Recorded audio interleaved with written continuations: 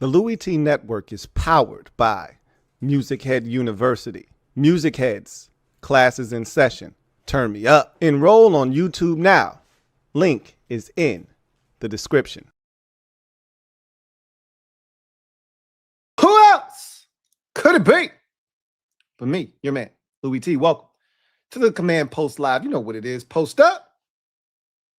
Take command. I, of course, am your Commander-in-Chief, Louie T. Thank you for joining me. Training camp confidential, day number 9 of training camp for the Washington Commanders. The pads went back on today, and it was day 9. Danger, Robinson, danger.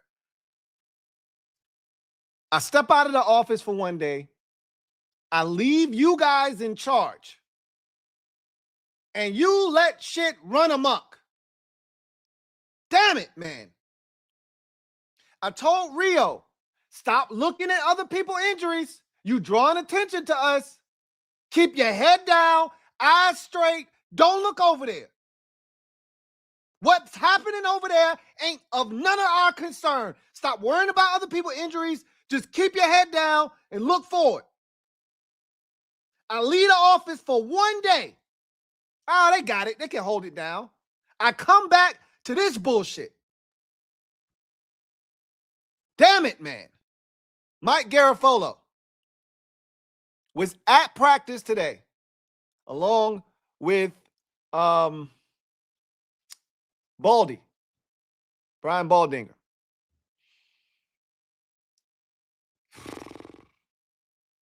We were doing good. We were doing good. Sources tell me and Steve Weish, Commanders' 5-time Pro Bowl left tackle LAREMY Tunsil suffered a torn triceps in practice today. During one-on-one pass drills, he'll likely require surgery and will miss at least a significant portion of the regular season. Ouch. Like, big ouch. Garafolo says Tunsil was injured while taking on a bull rush from Adafi Owe. The Commanders had hoped it wouldn't be a significant injury, but testing this afternoon revealed the extent of the injury. A brutal blow for Washington, which had made Tunsil the highest paid offensive lineman this off season. Ouch. Ouch. Ouch. Ouch. Okay. Let's regroup, because there's a lot to talk about here. There's a lot to unpack. Much like we talked about when the team signed Stephon Diggs, there's a ripple effect here. And we got to dig into all of that, because this changes a lot. And there were a lot of things that happened at practice today. Nothing more significant than that, obviously. And we're still awaiting word on what happened with Trey Amos. I'm going to talk about that here in a second. This is a big cluster F, if I may say so myself. This is a big cluster F, if I may say so myself. So let's try to go through. I was going to start with DQ's press conference. To hell with the press conference, all right? Let's kind of focus in on this and the ripple effects of this and what has to be done because of this. Jesus, this was not supposed to be the way that this turned. I was going to come here. I was going to reprimand you guys for letting things run amok in my absence. However, I was going to tell you everything is going to be just fine. Relax. RELAX.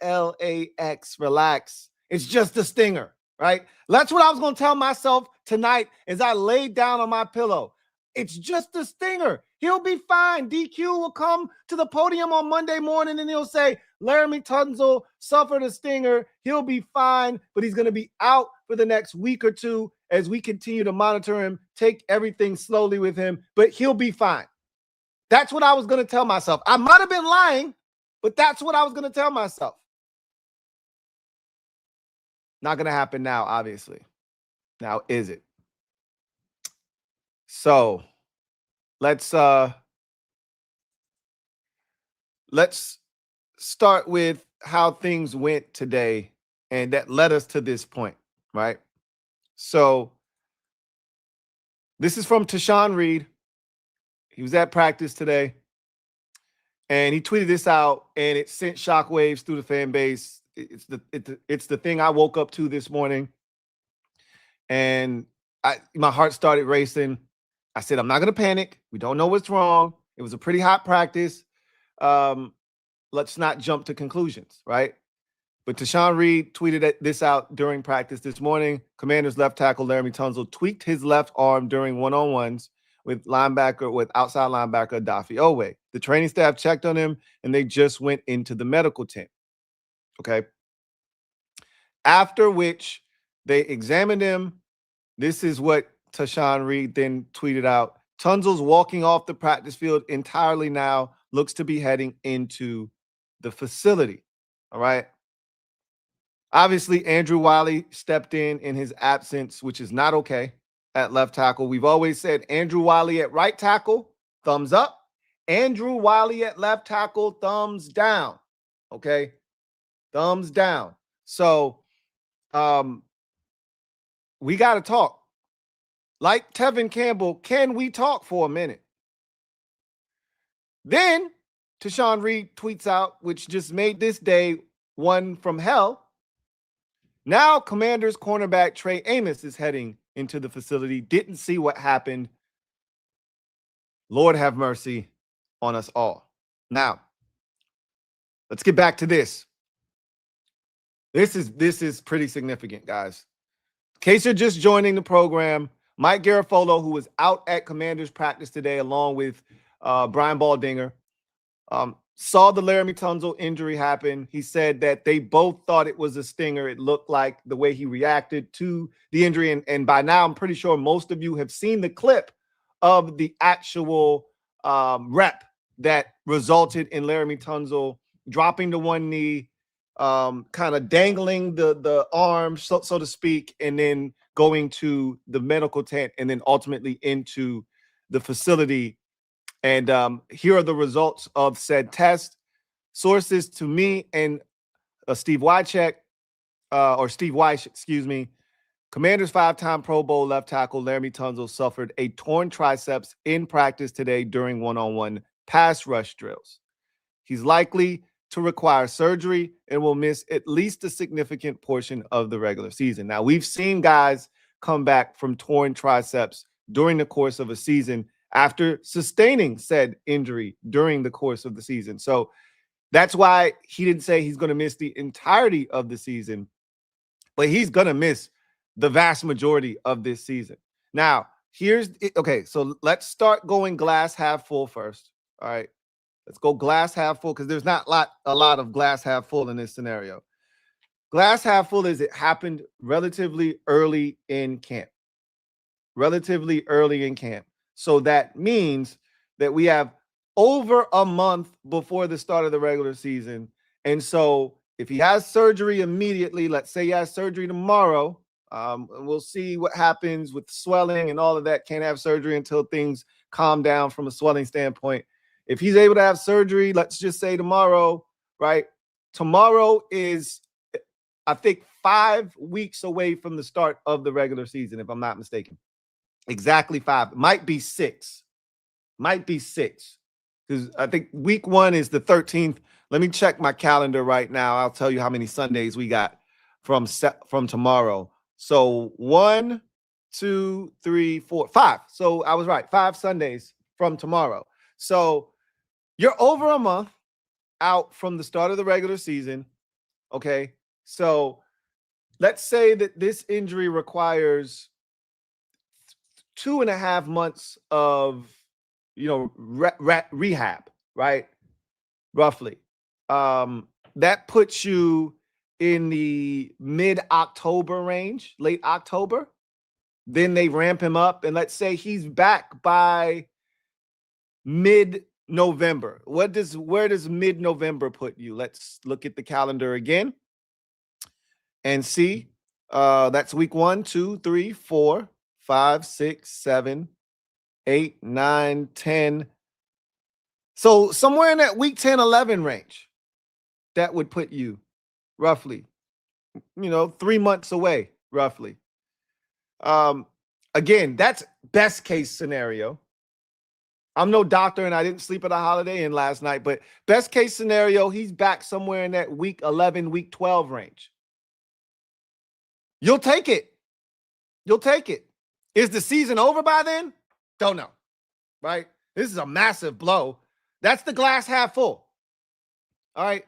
Now let's get to the reality of the situation. What the hell are you going to do at left tackle? Like, that's such an important position. It changes everything that you want to do schematically. Now that play action fake that we were talking about running and not having to worry about helping out and chipping and doubling, you got to do that shit. No matter who you put over there. You can't take Josh Connolly Jr. over from right tackle to left tackle. You could be weakening two positions by doing that. Now, everything you've trained this man to do for the last 2 seasons, roughly, last year and all of this offseason and all the camp thus far, you're asking him to erase it and go back to everything, to his default settings, right? That could be detrimental to him continuing his growth at right tackle. Now, for the sake of the team and this team actually being able to function, you might be better off moving him from right tackle to left tackle and putting Andrew Wiley at right tackle because you can get away with that. But it still stinks. It still stinks. Connolly isn't an elite left tackle. Wiley's not an elite right tackle. It still stinks. I'd much rather Connolly stay there and we band-aid some shit together at left tackle, whether it's Wiley and a tight end, Wiley and a back chipping like it was in 2024, right? Or you go back to literally 2024 and you say, Brandon Coleman, you were going to lose the left guard battle to Chris Paul any goddamn way. Let's put you over to left tackle and let's go ahead and figure out how we're going to make this shit shake. And to me, that's your best option. I don't want Andrew Wiley at left tackle. Sorry, not sorry. Let him be the quote-unquote swing tackle, even though he ain't swinging shit. Keep your ass over on the right side only, and if you need to play guard, you can be the swing guard, right? Because now Coleman can't be your swing guard. He's going to be preoccupied by playing left tackle. That's how I would go about it. But we'll see what they're going to have to do. Now you got to shuffle the deck. Musical chairs. Probably got to go hit the streets. Ain't none of this shit that we got. Ain't no Trent Scott. Ain't no Andrew Wiley shit. Brandon Coleman ain't even a great option if we being honest with one another. Now you hitting the streets. What you going to find?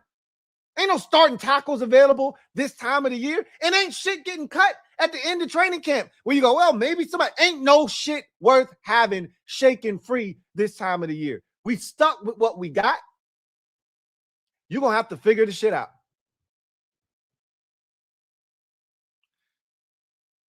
So now either you playing musical chairs.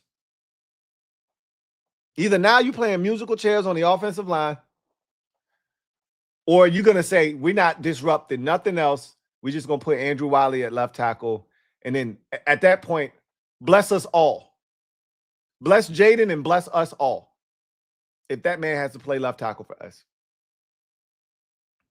If you want to not disrupt the entirety of the offensive line, that's probably to me, I would put Brandon Coleman out there. To hell with all that bullshit. If you want to keep the offensive line intact the best you can, given the circumstances, with the least amount of disruption to what everybody else has going on, I just think you take Brandon Coleman and say, bro, you was going to lose that battle anyway. I hate this for you. You were finally getting a legitimate shot at guard without having to worry about no other bullshit. Hey, we sorry, bro. But we need you again at left tackle. And if Coleman can do us a solid, he's earned his keep here.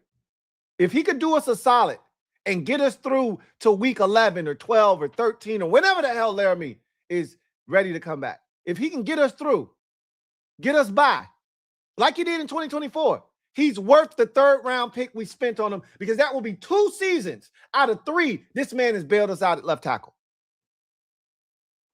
If nothing else, he has proven to be an elite backup offensive lineman. If he can somehow piece together a credible left tackle in the absence of LAREMY Tunsil. This changes everything we were going to do schematically, however, from running the football to play action fake, because now instead of that tight end being able to get out into the route, you got to go help whoever is at left tackle now. Every time we're going to do something that requires Jaden to take a 5 or a 7-step drop and requires Jaden to be in the pocket for an extra amount of time, instead of us being able to do the thing we could never do before the arrival of LAREMY Tunsil, which is just leave Jaden back there, get all 5 of your eligibles out in the route, not have to worry about a weakness at left tackle or a weakness at right tackle. We can just drop Jaden back and let him throw the football, survey the field, go through his progressions. Now he's got to go back to default settings of 2024 where we got a chip. Tight end can't get in his route. You know, as soon as you snap the ball, either he's got a chip or he's got a double team. Running back can't get out as ineligible. He's got to stay in and help, or he's got a chip on his way out. Nothing's smooth. Nothing's fluid. Everything's clunky now because you got to worry about Jaden's backside. And rightfully so, because if he can't see it coming, it's a problem. We already had issues at center. We had question marks and doubts about left guard. Now add left tackle to the equation. If there's one thing, and Rico said it best on the last installment of the Commanders Kings, if there's one thing that could undermine everything that we have done this offseason to fortify this roster, to put Jaden in the best position he's been in his entire career here in his short, brief 3 seasons in the NFL. If there's one thing that can undermine all of the wide receivers added, all of the tight end work done, all of the running back work done, all of the defensive moves that have been made to try to shore up that side of the football, if there's one thing that can undermine it all, outside, of course, of not having your star QB, it's the offensive line not being able to protect 5 and hold up under pressure, which we know this division is going to produce. The Giants have tons of talent on that side of the football. The Cowboys have added a bunch of guys. We don't know how good it's going to come together and how well they're going to play, but there's talent up there. Kenny Clark, Quinnen Williams, Rashawn Gary, Ezeraku, Donovan Ezeraku. It's talent over there. We don't know how the shit gonna come together, but boy, they have talent. We know the Eagles got talent. The one thing we didn't have to worry about was left tackle. We weren't sure if we could count on anybody else on the offensive line. I think Cosme's going to be all right, but we weren't sure. We were hoping that we were going to get this massive uptick in production from Josh Conley Jr. this year, but the one position we knew we didn't have to worry about on that line has now been compromised. Damn it, man. But I will say this. You can work around this. Not every team has a 5-time Pro Bowl left tackle. Not every team has a guy that plays at an all-pro level at left tackle and they're able to survive. You can't name the Rams left tackle, can you? No, you can't. You can't name, and this is not a great example, but you can't name the Cincinnati Bengals left tackle, can you? No, you can't. That's not a good example. Joe Burrow is constantly running for his life. But Joe's also putting up numbers every year. Every single year. Right?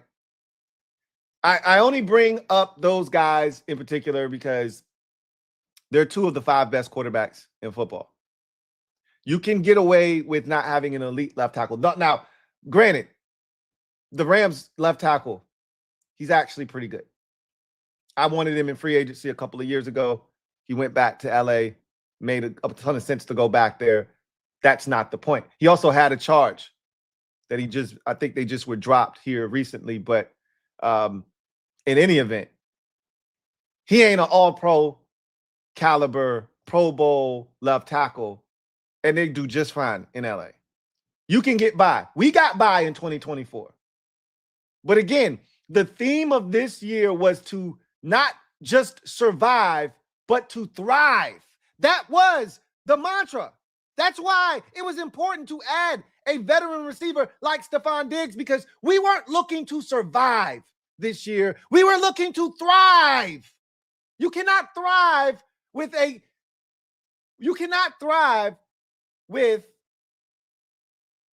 someone that is,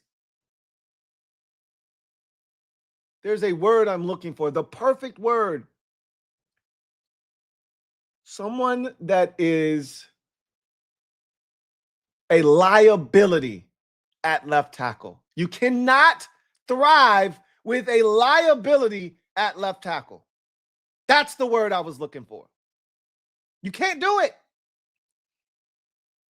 Because you cannot maximize your offense when you constantly have to worry about, do we have to help this guy out? You cannot run your offense at peak performance, at maximum efficiency, when you have to worry about, do I have to help the left tackle or not on this play? Do I have to chip? Do I have to double team here? We're running big play action fake here. Well, that tight end can't get out in the route right now. Because if we do, Jaden's going to have to step up or vacate the pocket because our left tackle is going to get beat. This shit was fine in 2024 when Cliff's offense was what we were running and the ball was coming out extremely quick. How often was it that Jaden was taking 5 and 7 step drops in Cliff's offense? Not very often. He was already in the gun. Ball was coming out pretty quickly. He wasn't back there for, forever and a day. It's different when you're turning your back to the defense and you have no idea what's going on and your drops are a lot deeper, and now you got to worry about your left tackle getting beat around the corner. Whether that's Wiley, whether that's Coleman, it's a liability. It's a liability. One that we can't afford. Can we work around this? Yeah, you can. Teams do it all the time. But does this shit absolutely suck? You damn right it does. Abso-effing-lutely this sucks because it changes everything that they've built this offseason. David Blau built this offense to not have to worry about left tackle. If anything, we'd have to worry about right tackle. Help out the second year, youngster. Chip every now and again. And we felt like he was ready to take that next step to where we ain't really got to help him all that much. Every now and again, chip, maybe a double here on a big play action fake. But LAREMY, when you go big at play action fake, if you go max protect, LAREMY was the guy you could say, don't worry about his side. We good. Hey, back, just take a peek over there, but he got it. We'd rather make sure you keep the center of the pocket intact, and tight end, you help on Josh Connolly's side. LAREMY got that backside. We good. Let's go to work. Big play action fake. Let's take this shot down the field. Can't even do that shit no more. When we go big play action fake, now it's going to have to be a 2 or a 3-man show, max. Because you got the help on that left side now.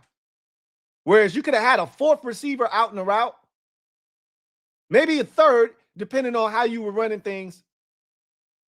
But you keep the back end, you keep the one tight end in, and you could have had another tight end leak out. You could have had two receivers and a tight end leak out. You could have had 3 receivers, right? Big play action fake. Now you probably gonna have to keep 2 tight ends and the running back in.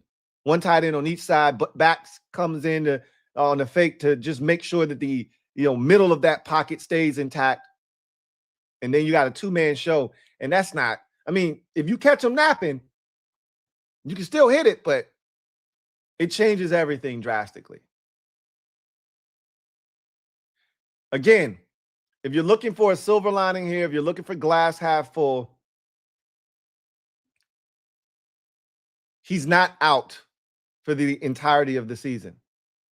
The question now becomes, how long is he out for? And is, by the time he gets back, too late? Is it too late by the time he gets back? I don't know. I wish I had the answers. I wish I could tell you that we're fine. The season isn't over because of this. The season isn't over, okay? Has it taken a significant blow? Yeah, it did. We talked about this. We have no other player that's currently on the roster that was on the NFL top 100 this past season. He was it. He was the only one. Now, we know Jaden, Terry, guys that were injured last year are fully capable of piercing that list and being entrenched in that list. So it's not like LAREMY was the only guy that was any good, but you bet your ass he was one of the few guys that you could count on and say, hey, that's a legit blue chipper right there. Shit, we only had 2. 3, because I'm counting Jaden. I count Jaden already. But Terry and LAREMY are your only legitimate 2 blue chippers already. But I count Jaden. I'm a Sam Cosmi guy, but he's going to have to prove it again this year. You just lost legitimately one of the few blue chips you had on the team. This shit sucks. Because we said, man, this is a daunting schedule, bro. Got to deal with the Giants twice. Got to deal with the Cowboys twice. Got to deal with the Eagles twice. You got Myles Garrett on the schedule. You laugh at the Cardinals, but Josh Sweat had 10 sacks last year. Got to deal with him. You got to deal with them Houston Texans boys. Hopefully he'll be back by then. But you got to deal with both of them animals, both of them demons. All these pass rushers that this schedule is littered with. You said, well, we got LAREMY Tunsil, bro. Myles Garrett ain't never had no damn success against LAREMY Tunsil. We good. We ain't scary to nobody. Now that might be Andrew Wiley, or it might be Josh Connolly, or it might be Brandon Coleman. You're going to have to double, maybe even triple team a guy like Myles Garrett. And God forbid Aaron Donald come back, which is going to happen, by the way. We all know that he's coming back. I don't even know what we're going to do now. All that attention that we could have paid to Aaron Donald because we had LAREMY Tunsil singled up. Or if they decided to move, which good defensive coordinators do, move Myles Garrett to the right side to take advantage of Josh Connolly, you still could have helped him. Now he got to help on both sides. Until Connolly proves he don't need help, you still got to help him. He's a puppy still. Kaylavon Chason bull rushed this man into the backfield today. He's still a puppy. This shit sucks. The season is not done. It might take some reshuffling of the deck, some moving around of some furniture. But we still got 5. We still got weapons.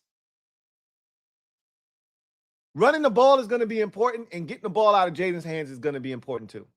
Having a guy like Stephon Diggs, having a guy like Antonio Williams, that shit matters even more so because in past years, there was no run after catch.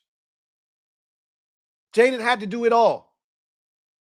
This year, there will be run after catch. Chig is a run after catch guy. Diggs is still a run after catch guy. Antonio Williams is a run after catch guy. That's going to help.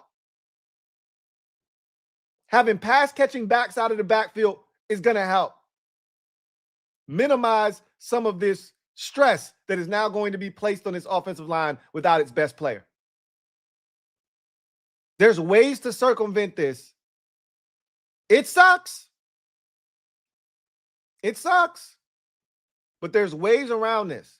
And the beauty of this is if we somehow can find a way, we're going to be able to tell ourselves, and help is on the way. This shit is only going to get better. Just imagine we get to week 11 and this team is 7-3 and LAREMY Tunsil's on the mend. And DQ's like, yeah, we just took him off of we took him off IR. And we think he'll be ready to go maybe in a week or 2. Can you imagine that shit?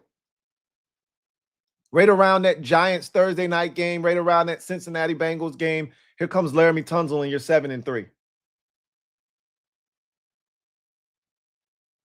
A lot harder to envision that when your first 3 games are on the road at Philadelphia, on the road at Dallas, and home for the Seattle Seahawks without your best offensive lineman. Hard to envision that right now. But this doesn't end my season. I'm high off hopium, bro. I'm high off hopium. This shit doesn't end my season. I'm going to need a few more injections. But I'm high off hopium. Wow, this is a downer. I'm in the clouds, bro. We got Stephon Diggs. We got Terry McLaurin. We got Jaden Daniels. We got a shot. But this shit does hurt. We got to find a way to tread water. This is when we're going to find out about our brand new offensive line coach, Darnell Stapleton. What are you worth, bruh? Because you're going to have to pull a damn rabbit out of your damn ass. Not out of the hat. Out of your asshole. We going to need some magic. That David Blau magic trick shit, we going to need some of that. Alakazam, alakazoo. We going to need some of that shit to get us through. We're going to find out what Darnell Stapleton is about, and we're going to find out how well they're going to be able to manage crisis. This is a crisis situation. This is adversity. We didn't handle adversity well last year. We didn't. We didn't handle it well. What they're going to do this year? Crisis and adversity have hit on August the 8th. You got exactly 5 weeks to figure out some real credible shit to get us through the first 10 to 15 weeks of this season. I'm going to speak it into existence right now. LAREMY Tunsil will be back by Thanksgiving. Speak it into existence, y'all. The power of the tongue. He'll be back by Thanksgiving. Until then, they got to figure out some shit. Until then, they got to figure out how to keep the ship afloat. We already had questions about center. They got to do something. But the something that they were going to do was going to be very minimal. And it was going to be at the end of camp. When cuts happen, there's going to be a veteran center that you say, hey, this is better than what we have. And you bring that guy in. I wasn't tripping about center because I figured in my mind, that's how that shit's going to go. Ain't no cut of a quality left tackle that's going to save you. This is when you miss a Cornelius Lucas, because if we had Cole Luke or someone like that, right? And I've been screaming about this. Tell me I haven't. Tell me I haven't. I've been screaming about finding a quality backup left tackle in free agency for the last 2 years. Ever since they let Cole Luke go, I said, hey, this Andrew Wiley shit, this ain't funny, man. Seriously. Who's our backup left tackle, man? Stop playing with me. Hey, seriously, man. Trent Scott, man. Stop playing, man. Stop playing with me, man. Who our backup left tackle, dude? Brandon Coleman. Hey, stop. I'm serious now. Stop playing. Who's actually our backup left tackle if something happens? And they kept throwing out all these bullshit-ass names and keep talking to us about Andrew Wiley. F Andrew Wiley at left tackle, bro. We all seen this shit before. We good. Seriously, we good. And I really don't want to do this to the young fella. I don't. I really don't want to have to do it to him. He is trying to do something that is hard in itself to do, and that is erase everything he's ever learned about playing left tackle and rewire his brain and all of his mechanics to play the right side. And now you're going to tell him, hey, erase all that shit and relearn all the shit you had before. Don't send this man back to default settings, bro. Don't do it. Don't do it. Leave him right where he at. Figure that left tackle shit out.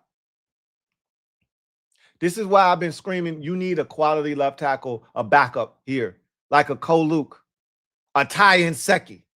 We needed one of them. Because if you were just inserting that guy, hey, it might not be LAREMY Tunsil. But shit, we can keep the party going. We can keep the party going. And we're going to have to. We're going to find out about all of these coaches. Darnell Stapleton, David Blau. We're going to find out about Dan Quinn and Adam Peters a little bit. Their ability to kind of maneuver on the fly here. This throws a monkey wrench in everything. Do you offer up a draft pick for a guy that a team may be willing to part ways with that can come in and start for you? I don't know if you make any rash decisions right now. Because, again, it ain't like LAREMY out for the entirety of the season. He could be. But the likelihood is, and I'm speaking this into existence, he'll be back by Thanksgiving. He'll be back by Thanksgiving. Do you do something or do you just figure out an alternative? And like I said, it ain't shit out there. Not on the streets. If you want an outside alternative, it's going to have to be you trading for something. And hey, the price of today's price ain't tomorrow's price. They know you desperate and you calling.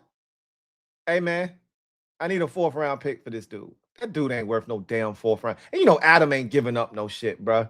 That's one thing I don't worry about. We ain't getting fleeced. I already told you I'm willing to part ways with a 6th or a 7th in a heartbeat. Don't ask me for no 4th. And I'm questionable on the 5th. I'm questionable on the 5th.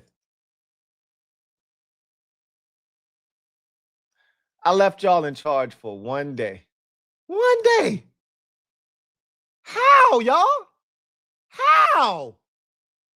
Why? Why? Why? I'm blaming Rio for this.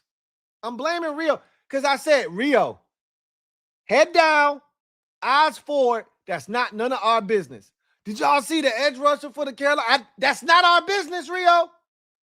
Head down, eyes forward. They thought I was joking in our group text when I said, hey, that ain't none of our business. Another player went, that ain't our business. Head down, eyes forward. Don't draw attention to yourself.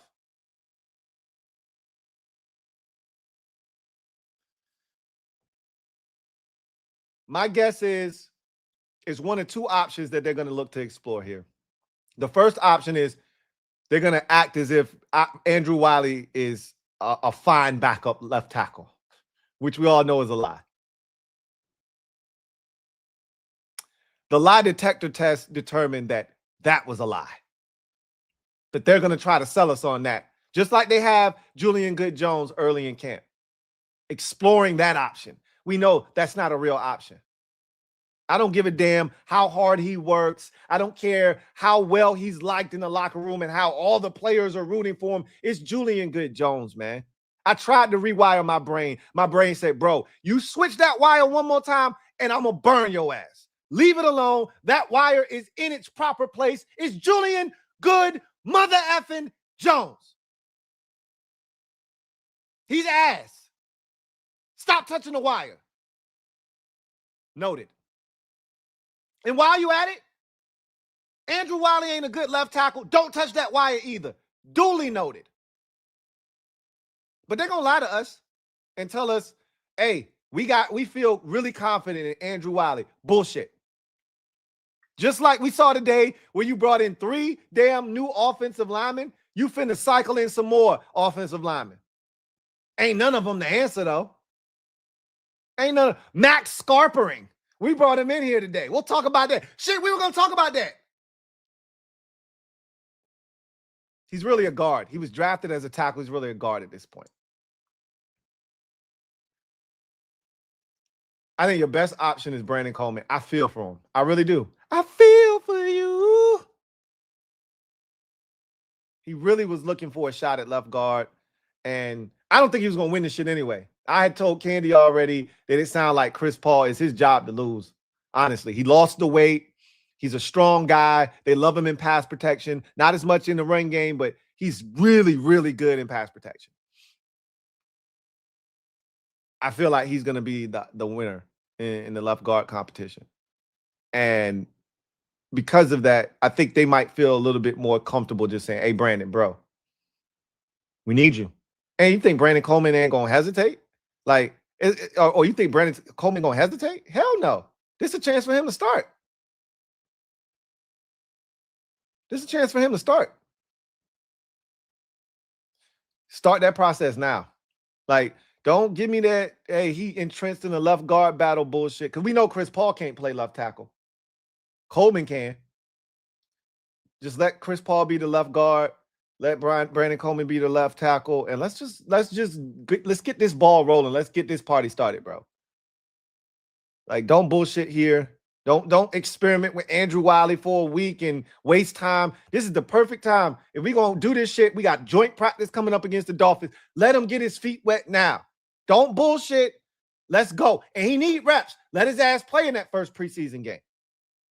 Brandon Coleman I'm talking about. At left tackle. Let him rock for a half. He need all the work, all the reps he can get so they can watch the film, see the shit that ain't looking good, and we can start tinkering with it, tweaking that shit now, and get him ready for the dress rehearsal against the damn Detroit Lions in week 2 of the preseason, because that's when we need this shit to start firing. That's what I would do. But I'm not in charge. What I think they're going to do is they're going to lie to us about Andrew Wiley being the answer. Oh, we're really confident in Andrew Wiley's ability to stand in there, and he's a veteran. He's played a lot of football. He ain't played a lot of football at left tackle. Stop lying to me, man. Don't lie to me. You ain't done it yet. Don't start now. Don't do it. Do the right thing here. Like Spike Lee, do the right thing. Leave him as a primary backup. You don't need Brandon Coleman as a backup. Shit, he was playing jumbo tackle last year. He was playing big tight end. We don't need him to do that shit either. Wiley can play all the guard spots. He can play right tackle. Coleman is the answer here. Coleman is the answer here. Not Andrew Wiley. He's the answer to this test. Leave Connerly right where he is. Don't F that young fella up. You already got his head spinning and swirling by asking him to play right tackle when he was a left tackle by trade. You've already erased all of that from his hardware. Please don't ask this man to scrub his hardware clean again and then go back to default settings. That's a lot for a second-year player that struggled for half of his rookie season and just started to figure the shit out at right tackle. Don't touch him. Leave him right where he is. Leave him right where he is. This is supposed to be a temporary assignment. Let Brandon Coleman handle it. He's done it once.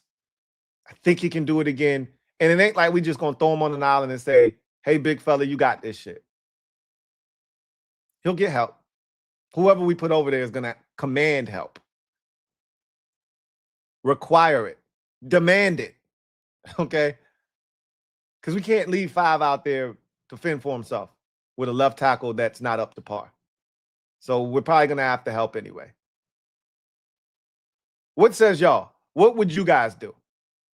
What is the best solution in this precarious predicament that the Commander's been placed in with the news? And in case you're just joining us, here's the news that just broke like 30 minutes ago, 45 minutes to be exact. Literally as I was about to jump on stream.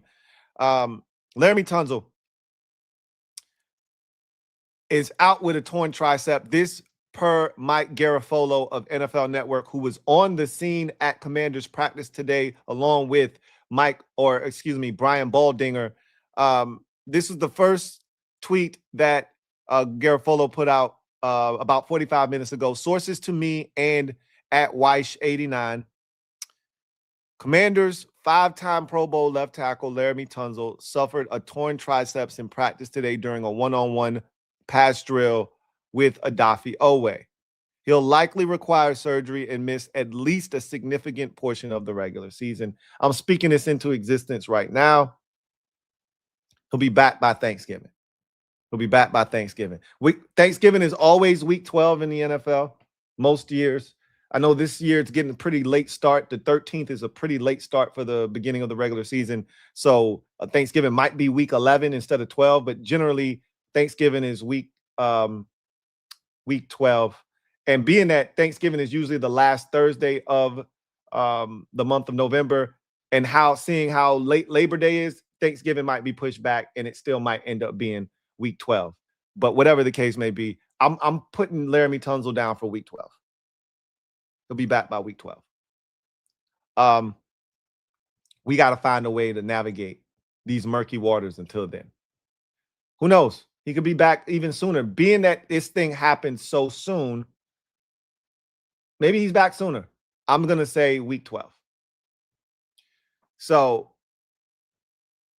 what would you guys do? I've given you my solution.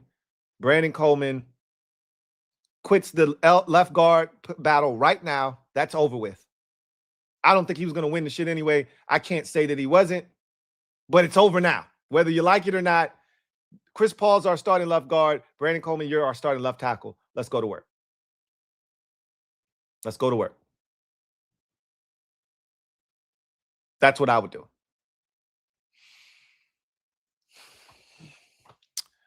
Let's get a quick word from everything else is inconsequential. We'll talk about maybe one other thing from practice today. Everything else is inconsequential at this point. Let's get a quick word from our sponsor, come back on the other side, and then get to the comment section. Shout out to PrizePicks for sponsoring this stream. If you're not a member of the PrizePicks family, you're in luck. Link is in the description of this video. Click that link. It'll take you to where you can download the PrizePicks app, which is available in states like California, Florida, and Texas. Unlock a great opportunity with the promo code that you see on the screen, HMA. New users play $5 and get $150 instantly in lineup bonuses if you win that $5 option that you play. Look, there are so many ways that you can get this done. WNBA is back, fresh off of their All-Star break. You have an opportunity to put together a lineup. All you need is a 2-power play lineup or a 3-pick flex lineup to get the job done. Play $5. If you win, you get $150 instantly in lineup bonuses when you use the promo code HMA. PrizePicks is America's #1 sports picks app for a reason. They give you a chance to put the game in the palm of your hand. Ooh, that's a good one. DMV Bay just super chatted. That's a good ass idea. Best one I've heard thus far.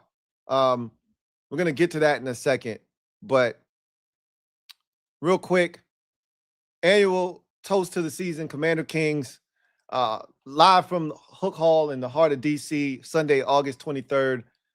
Doors open at 4, show starts at 5.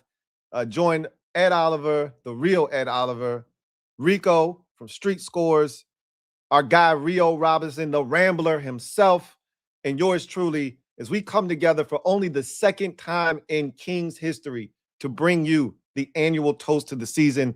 It's going to be lit. We're going to have so many different things going on. Obviously, the second preseason game takes on even more meaning now that we have a real concern about left tackle, but we're going to have a discussion about that second preseason game, the dress rehearsal against the Detroit Lions. We're going to have our 53-man roster projections. We're going to give our overall thoughts on the season. I still think this is a good football team, and damn it, one injury to a non-quarterback isn't going to change that. But yeah, this shit sucks. I'm not going to hold you. It definitely changes how things are going to go down, and they're going to have to make adjustments, right? Anyway, we've got our signature drink contest.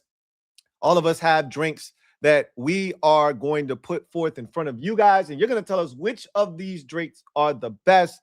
It's going to be mine. Also, get you a vegan cookie with every purchase of a TNT. If there's a vegan cookie with your name on it, while supplies last. We've got the Burgundy and Gold raffle. We've got trivia. We've got Q&A. We've got giveaways. It's so much more. I want you guys to be in attendance at the second annual Toast to the Season. Commanders Kings in the building, live from Hook Hall in DC. This is not going to be streamed simultaneously. So if you want to see this, you got to be in the building live. Tickets are $75. Link is in the description of this video. Don't procrastinate, don't wait. Be great. Be in the building on the 23rd of August to help us bring in the season. We're looking forward to chopping it up with y'all and having a time that you will never forget and creating a new core memory for you and all of us, frankly. We'll never forget the first one. This one is going to be even better. I guarantee it. Bart Scott. Can't wait. All right. I got to get to this super chat real quick. This is a great, and somebody else might have said this too, but this is the best option that I've come up with, or I've heard someone come up with. This is even better than the shit I just suggested. DMV Bay, thank you for the super chat. Greatly appreciate you. Thank you for being a member of the MOBB. DMV Bay writes, sign Taylor Decker as backup to Coleman at left tackle. He is available. You can start him. You can start Taylor Decker for 10 weeks. You can start Taylor Decker for 11 weeks and have Coleman as the primary backup. Absolutely. That's the best option available right now. You won't find a better one on the streets. And at this juncture of his career, you don't want him starting 17 games. Probably don't want him starting 12. But, hey, it beats Brandon Coleman or Andrew Wiley. That's for damn sure. You're still going to have to help. But he can hold up a little bit better than them.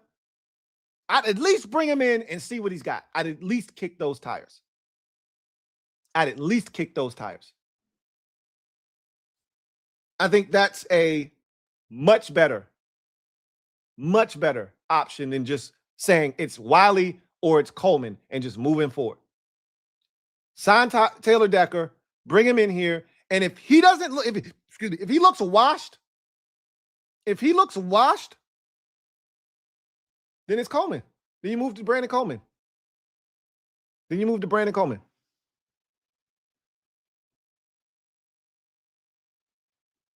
I like it. I like it a lot. Let's get to the comment section, man. This shit probably finna be morbid. Ben Jones, thank you for the super chat. Greatly appreciate you. Ben Jones writes, why, bro? On my born day, on my last year in the 30s, and I get this news, shaking my head. Yeah, man. Happy born day, though, bro. Like, let's not let this rain on your parade. This is still your day. All right, what's left of it. But no, this sucks, bro. I'm gonna be honest with you. And I hate that they put this smut on your birthday. I hate this. This smut shouldn't be on your born day, but it is what it is. All right. Too many eyeballs wandering. Minding other people's business instead of just attending to our own. I know the Reaper well. And I said, if we just keep our eyes straight, head down, like this, stay incognito, he'll leave us alone. But when you start looking and pointing and whispering and he hear the shit, he see you, he like, what y'all over there talking about? Now you done brought unwanted attention and unwanted company. And look, let's cross our fingers and hope that this shit isn't any worse. Because Trey Amos left the field today too, y'all. And you know what I was going to lie to myself and tell myself? Just like I was going to lie about LAREMY Tunsil having a stinger. You know what I was going to say? Man, that was heat exhaustion. It was hot today. His second practice back, he won't condition for this shit. He left because he was exhausted. The heat got to him. Now, I'm afraid to even say anything. I'm just going to leave that one alone. Just going to leave it alone. Greg Giants. Thank you for the super chat. Greatly appreciate you. Thank you for being a member of the MOBB. My guy, Greg Giants, writes, oh my God. I love LAREMY Tunsil. Always have, always will. One of the true elite left tackles in the league. I'm sorry this happened. I hope he heals up and is better than ever. Like, we'll be fine. He'll be fine. You know, it sucks because he just got paid. We had high aspirations for this offense. He's a huge part of this offense and what we wanted to do schematically. And now you got to make some adjustments. The good thing is they've got over 5 weeks to figure this shit out. Roughly 5 weeks to be ready for week 1 in the Philadelphia Eagles on the road. So this is much better than 5 days prior to the season starting, or 5 weeks into the season where he would have been out for the remainder of the season. At least there's time for you to pivot and adjust to what is your new normal now for the next, I hope, 3 months. I hope 3 months. Let's hope that they can adjust to the new normal for the next 3 months. And we don't miss a beat. That's the hope. Again, I'd rather it happen now. Same thing with the Nick Allegretti injury, and DQ said that today. Rather it happen early than late. Rather it happen now than 5 days prior to the season starting or 5 weeks into the season starting. And again, if we start the season off solid enough, and he's on the mend and he is able to come back in week 12, as I've suggested, Thanksgiving, and we got him for that final stretch run, those final 6 weeks of the season, I'll take it. That might be the piece that pushes us over the top, gets us to the postseason, and then look out. Here come the Washington Commanders. And I appreciate the support, Greg Giants. We could use it right now. Even from a rival, we could use it right now. Nobody ever wants to see somebody get hurt. You know what I mean? So I appreciate that. It's all love. Timothy Santiago, been a member for 30. Wait, we here with it. Excuse me. I'm all Bazity right now. Months. Who writes, Coleman time.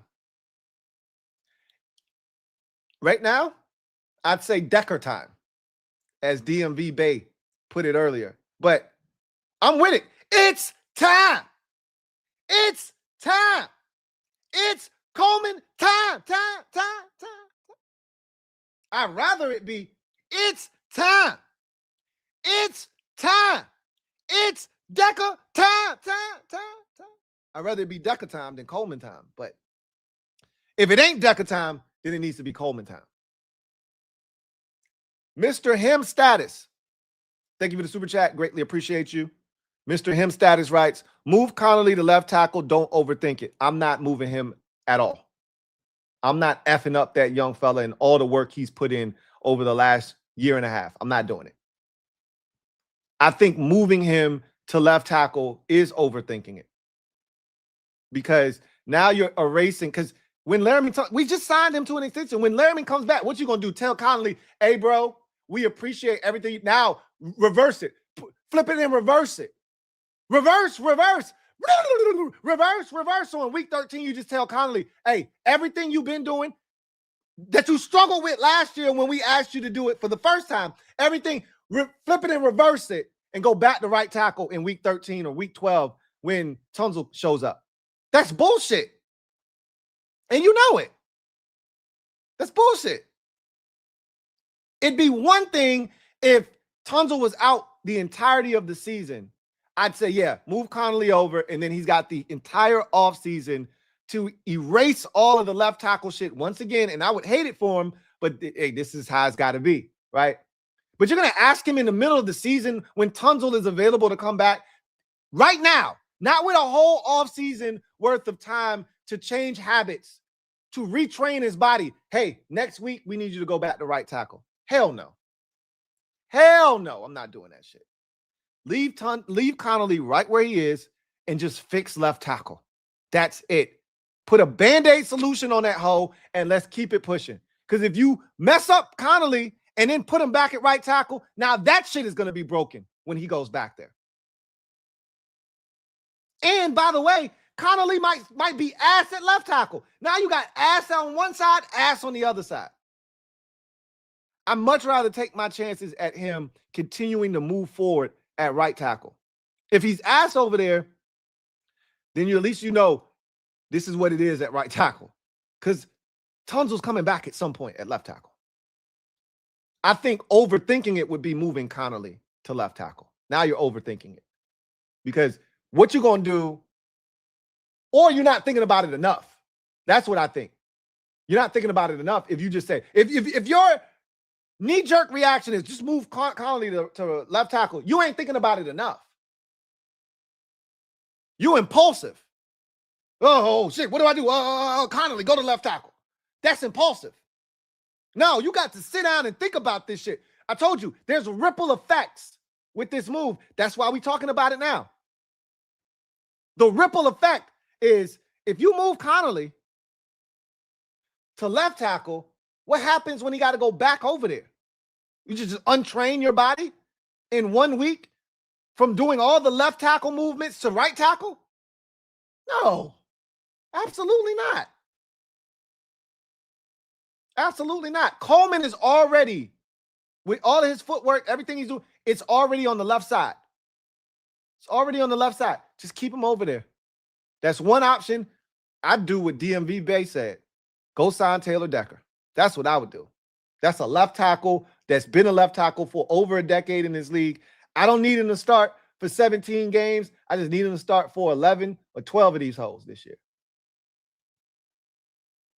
And look, again, we might get him in here and we might realize, hey, he's cooked, bro. He's cooked. You cut him at the end of camp. You cut him at the end of camp. And Brandon Coleman takes the job. And they'll know. Like, obviously, you call him in for a workout first, just to make sure he can still move and he's still functional. Because if you don't like what you see in the workout, you don't sign him. Like, obviously.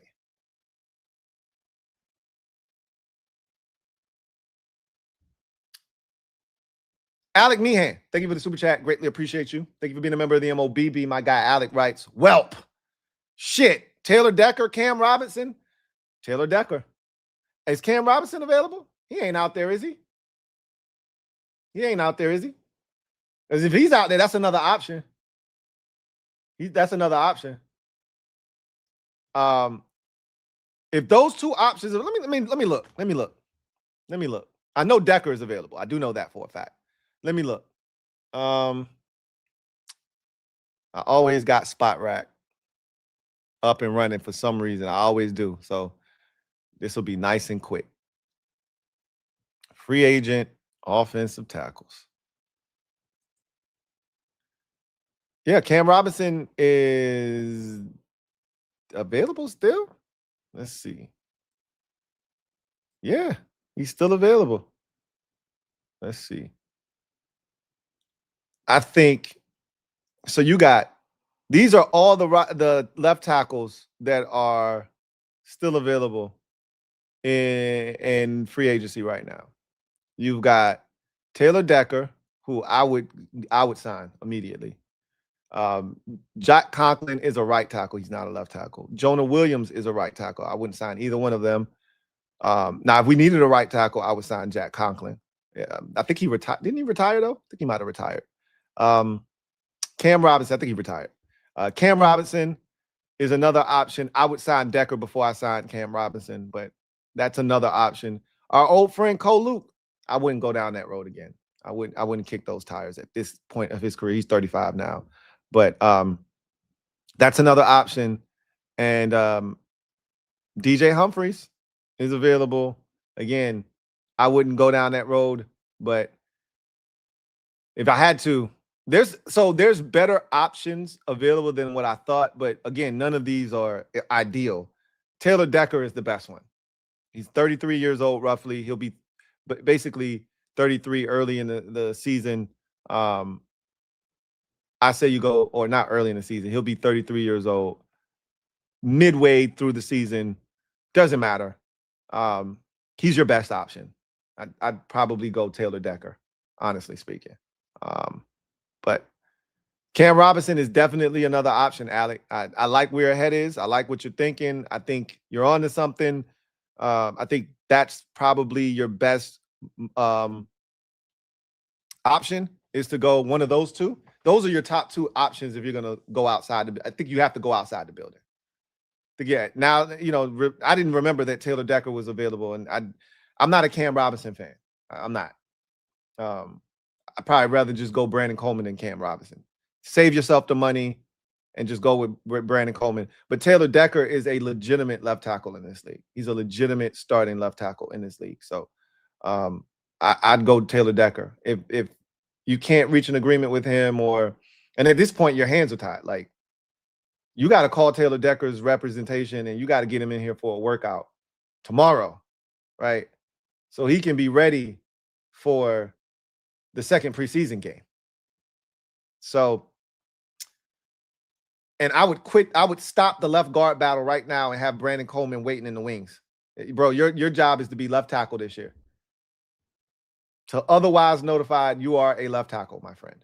Sorry, I had to do this to you again, but he will prove his worth if he is able to come in and save us at left tackle for the second time in 3 years. He will prove his worth. He will then have earned the right to have been a third-round pick here.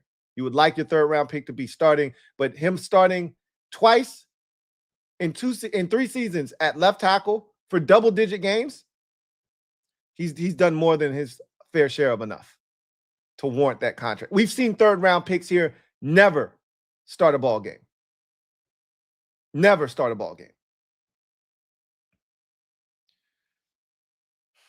CJ the Great, thank you for the super chat. Greatly appreciate you. CJ the Great writes, we were on such a high. I'm hurt. Yeah, we were. We can't have nice things. You know that. We don't know how to conduct ourselves. We can't have nice things.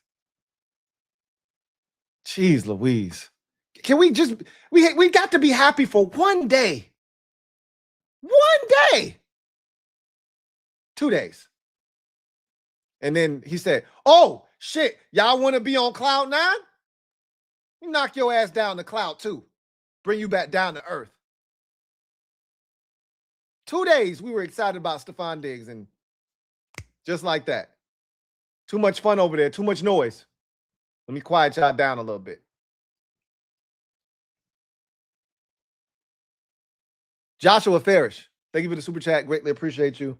Joshua Farish writes, which people would stop blaming AP and DQ? Blaming them for what? We want this team to train hard, but complain when injuries happen. Shit happens. Who's doing that? I haven't heard anybody do that, but anybody that's doing that is a moron. And I hate to call names, but you can't have it both ways.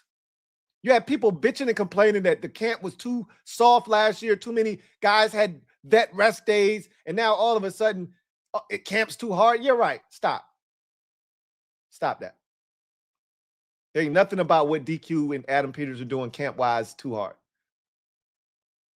They haven't had consecutive days in pads yet. They just had an off day not too long ago. They got another one tomorrow. Man, stop that shit. I don't know who's blaming them, but anybody, if somebody's blaming them, don't even engage. Just keep it pushing. That's not even a real conversation. CGM87, thank you for the super chat. Greatly appreciate you. Who writes, going to be a long year with O-line and DB both horrendous. I don't have any comment. I don't think either position is horrendous. It's not ideal, especially with this injury to LAREMY Tunsil. We were already questioning center as is. Add left tackle to that. Now, I think the 2 most important positions on the offensive line are compromised. They're compromised. Allegretti might end up being just fine at the position, but I don't trust him. Never have. But I was willing to ride for 1 year till we could find a permanent solution. I was ready to ride. But now, if somebody wanted to blame Adam Peters for something, wanted to blame Dan Quinn for something, if something goes awry at center and they do nothing,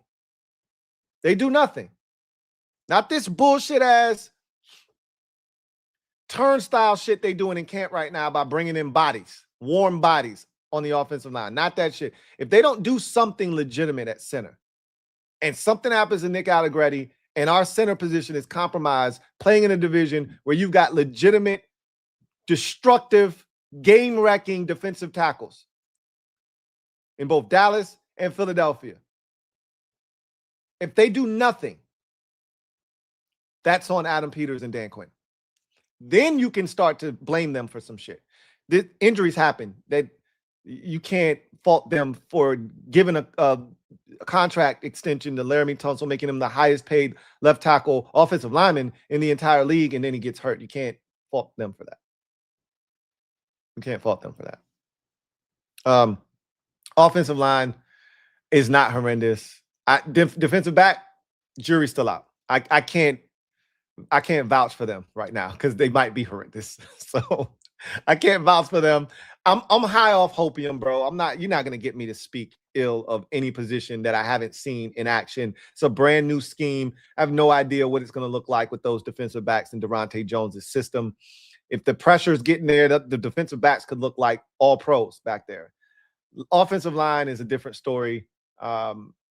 This one hurts the offensive line significantly. This changes everything up front, but it doesn't stop the show. It must go on. So we'll see. We'll see. JJ Forever. Thank you for the super chat. Greatly appreciate you. Who writes, do you hold players accountable? In any organization, the buck stops with the CEO. You guys kill me who rail on players all day but are scared to address AP or DQ.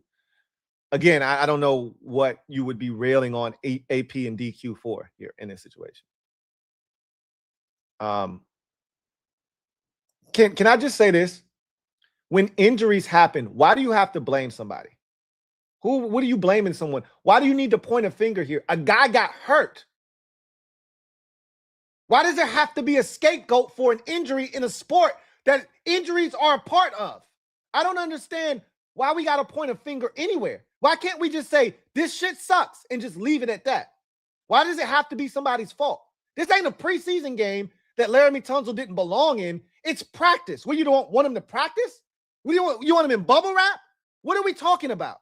And I'm not talking to you specifically, JJ. I'm just saying in general, why do we have to blame anybody? Why do we have to blame anybody? Why can't we just say, Laremy Tunsil tore his triceps in practice today. This shit sucks. Period. Nothing else needs to be added. Why do we have to blame someone? Why do we have to point a finger at somebody? That makes no sense to me. Jaden Daniels getting hurt against the Seattle Seahawks in a 31-7 game, in a game that was long over. Yes, you can point the blame somewhere for an injury that didn't have to happen.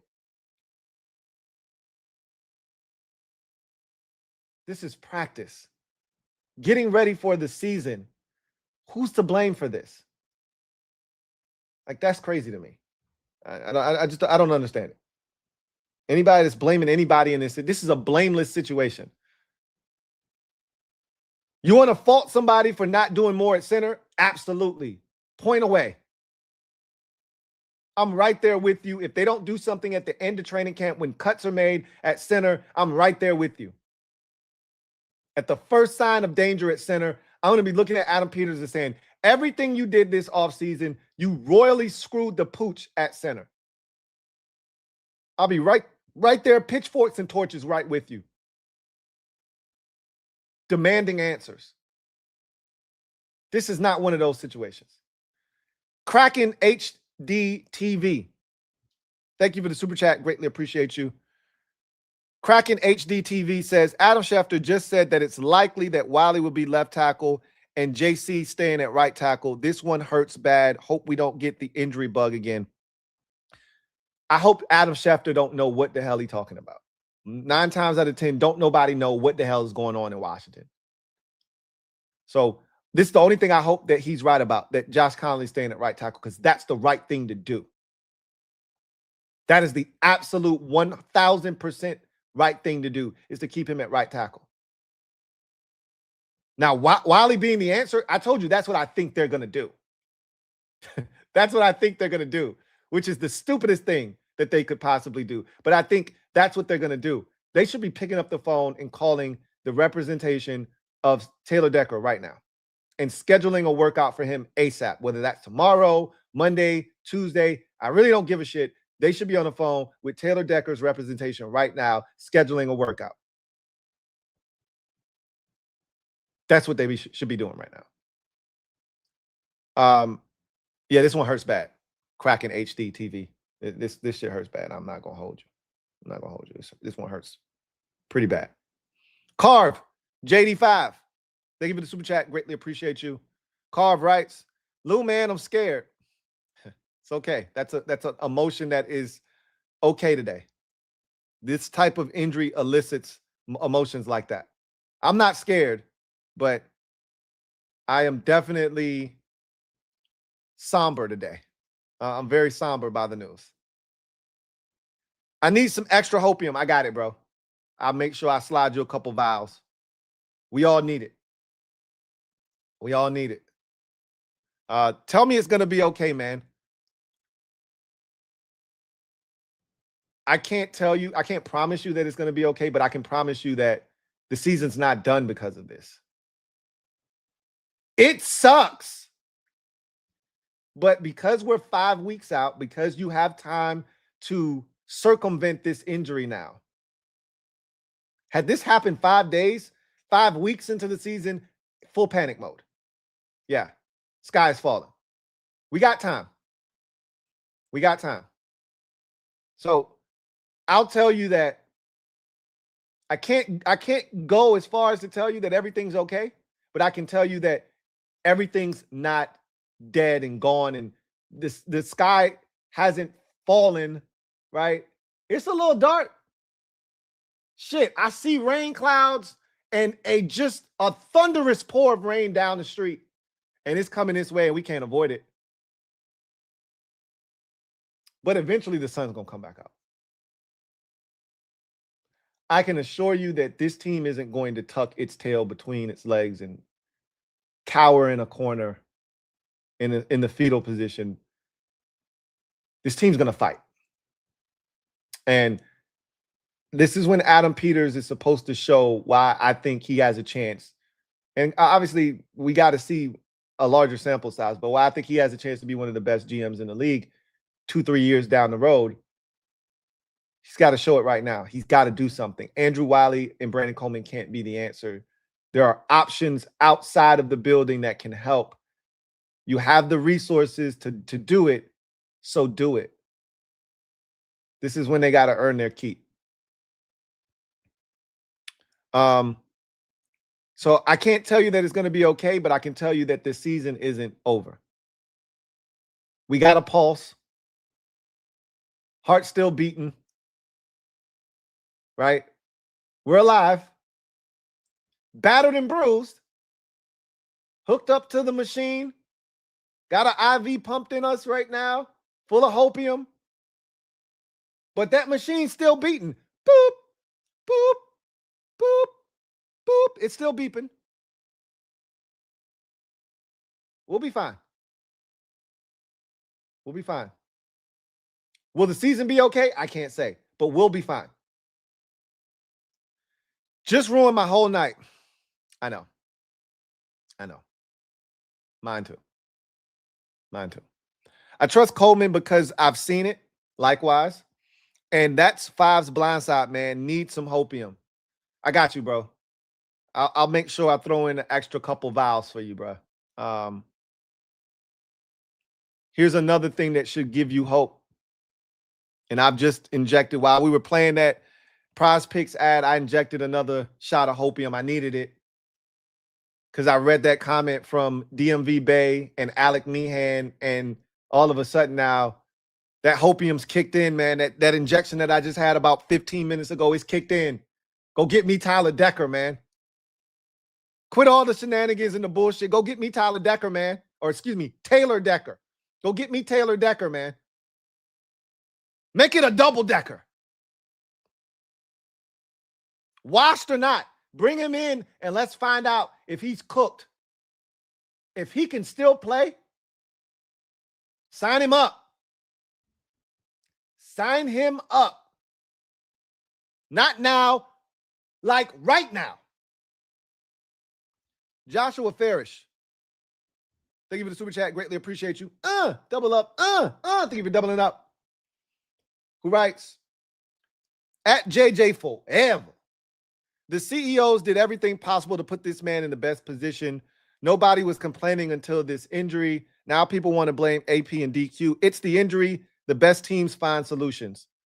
Well said, Joshua Farish. I don't need to add anything to that. I've already said everything that I needed to say, and I think that's a perfect way to end that discussion. Again, this is not an attack on you, JJ, if you're still there. We're not attacking you, but there doesn't need to be any blame here. That's all we're saying, right? Shit happens, bro. It's football. Shit happens. JP Sports, my guy John Perez Sports, thank you for the super chat. Greatly appreciate you. Thank you for being a member of the MOBB. Who writes, football gods hate us, Lou. Every year it's injuries. I wish I could tell you different. We weren't injured in 2024. And if you tell me this is the worst injury that we're going to sustain this year, that this team suffers this year, I'd say we're in a pretty good shape. We're in pretty good position. Let's just hope. And I've already injected hopium. And if you want some, I got some. Let's just hope. And let's just run with this narrative. Just like I'm running with the narrative that LAREMY Tunsil is going to be out until Thanksgiving. Let's just run with this narrative. This will be the worst injury that this team sustains this season. And if it is, we're in pretty good shape. I'll take it.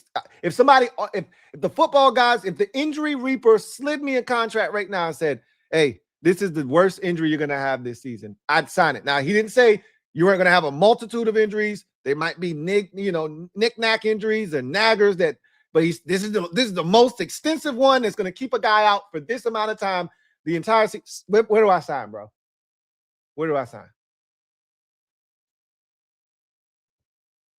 Let's just hope that this is as bad as it gets for us. Let's hope Trey Amos is fine. You really want to see a beat up fan base? You really want to see us like down in the doldrums? Do something to him. And I'm not advocating for that. Please don't do anything to him. Please. We need a break. We need a break. Please let Trey Amos be fine. Wrath of God. Thank you for the super chat. Greatly appreciate you. Thank you for being a member of the MOBB, who writes, thought we paid our dues last year. This is some BS. And I was worried about us on the back end of the defense. Mikey not looking so hot. Only time I hear Amos, the word injury follows. I'm pissed, Lou. Time, step up time. Yeah.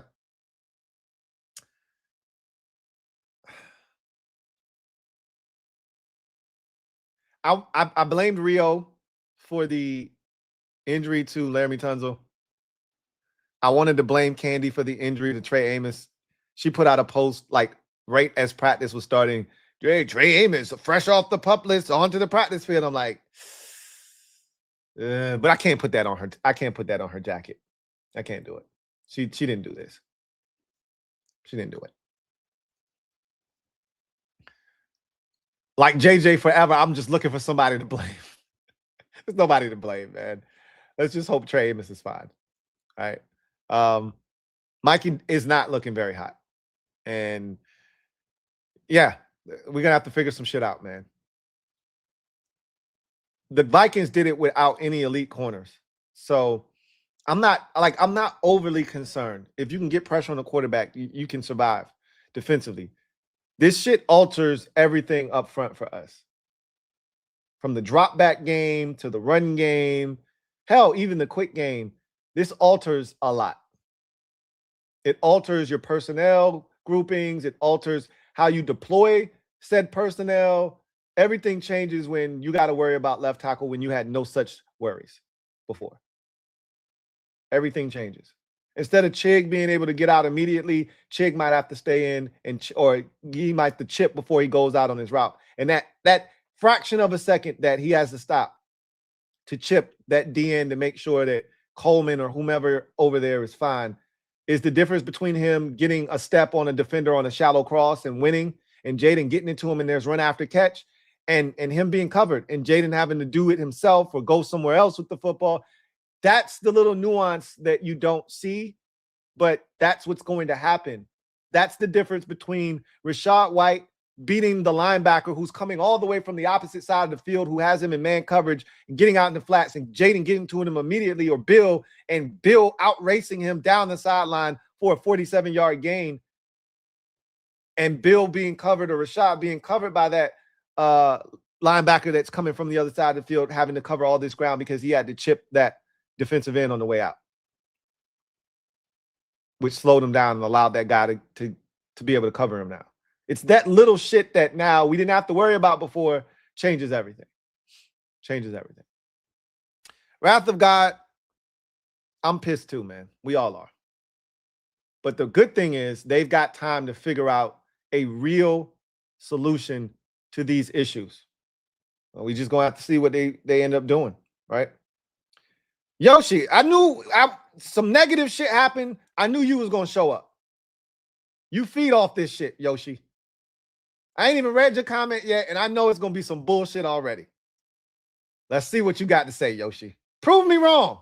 I want to be wrong, Yoshi. Prove me wrong. My guy, Yoshi, thank you for the super chat. Greatly appreciate you. Thank you for being a member of the MOBB. Yoshi writes, I hate saying it, but season's over, Lou. There it is. There's my guy, Yoshi, and in all of his splendor right there. That's Yoshi to a T. And signing Taylor Decker doesn't mean ish. It's better. It beats the alternative. It beats the alternative. Felt good coming into the season, but now feels like mid-season 2025. Yeah, I'm not there with you. This team is so much better than they were in 2025. And again, so much time between now and the start of the season to see what happens. Let's just hope that this is the only major injury that we sustain and that we're able to stay relatively healthy. Because if you tell me everything else stays intact, I like our chances. I like our chances. I don't love them the way that I did with a healthy LAREMY Tunsil, but I like my chances. And all we got to do is survive until LAREMY Tunsil comes back. All we got to do is survive. You know the Minnesota Lynx? That's WNBA for some of you out there who aren't aware. Their best player going into the season was out for the first 25 games of the WNBA season. And you know what the Minnesota Lynx went on to do? They only had the best record in the WNBA without their best player. Other players stepped up in her absence. We can do that here too, because we still got 5. You still got 17. You still got Stephon Diggs. You still got Chig Okonkwo. You still have a brand new defense that no one knows what it's going to look like. You got Adafe Owe. You got Kaylavon Chason. You got stuff. You got Sonny Styles. You got Leo Chanel. You got Frankie Louvu. This is not the end of the world, folks. Our season is not over. Now, if somebody else had gotten injured, different story. But that didn't happen. So the party's going to keep going. Is the party as fun? Nah, probably not. But is it still a party? You're damn right. A party ain't a party till it's ran all through and leave it to my crew. It might have to be Andrew Wiley proof. Shit, might have to be Brandon Coleman proof. We'll see. I think I might need Brandon Coleman, though. We might need him. Need to be Andrew Wiley proof, though. Anyway,